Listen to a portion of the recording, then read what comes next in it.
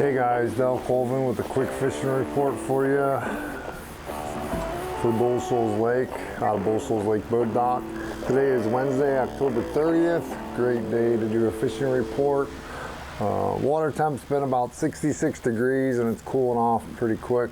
Got a lot of cold fronts that have moved in the last week and a half. The lake's still about 2.5 feet high. Core's been generating quite a bit of water still. Pumping that through there, and fishing's been a little bit tough. It's the fall turnover. Some days are good and some days are a little bit tougher, but it's that time of year.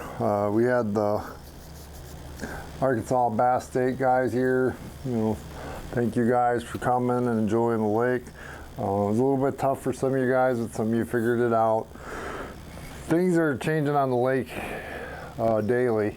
The big thing I'm going to look for is the shad. I'm going into the creeks. The shad have migrated into the creeks. They're in little pods here and there. So if you get around them, that seems to be where I'm catching the fish. The big things I'm looking for with the shad will be wind. If it's windy, you can throw a spinnerbait right now or a crankbait, throwing a square bill, or starting to catch a few fish on a rock crawler also. So those are a couple things you want to try. If it's windy and you're on the shad, any given day those fish will move up on the flats in the back.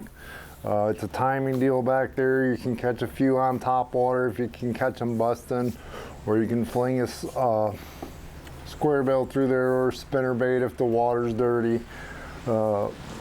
The other thing I'm throwing, like always, is going to be a half-ounce football jig. That's going to put some fish in the boat for you guys. Typical colors: green pumpkin blue, green pumpkin orange, and then the wake style baits. That's also starting to work too, guys. The wake baits are working in the back. You start going in, you start seeing the gizzard shad scooting across. You'll see the shad when you guys are around them. There'll be birds everywhere. You'll see the shad actually dimpling the surface of the water, so keep an eye out when you go back there. Those are kind of the power fishing things. Now if it's laying flat, sunny, no wind, the deep fish are a little bit less affected. When you're power fishing, we're talking from the surface down to 15 foot of water.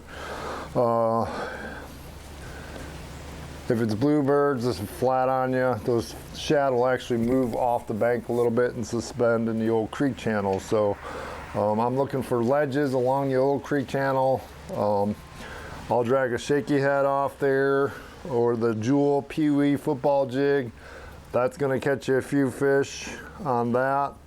If you move out deeper, brush piles in that 20 to 40 foot range. If you're graphing fish over them, you can drop a spoon on top of them. Or if you get off the side of a ledge or off a point, anywhere about that 25 to 32 foot are holding fish for right now. Drop shot and a Demiki, those are also working. So if you guys get out, you want to try that on those suspended fish. On those tough days, those fish are a little bit easier to catch if you finesse them. It's that time of year, guys, where things are changing. The bites should get better. One day is good, the next day is you're gonna have to work for them. So as the water temperature cools off, these bass are wanting to come up, so the bites should be getting a little bit better as we go along.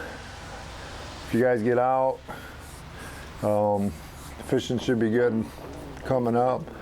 November's a great time to learn how to fish deep, fish offshore. So if you guys are wanting to learn, be sure to book a trip. Thanks for watching. Be sure to hit subscribe and hit the like button.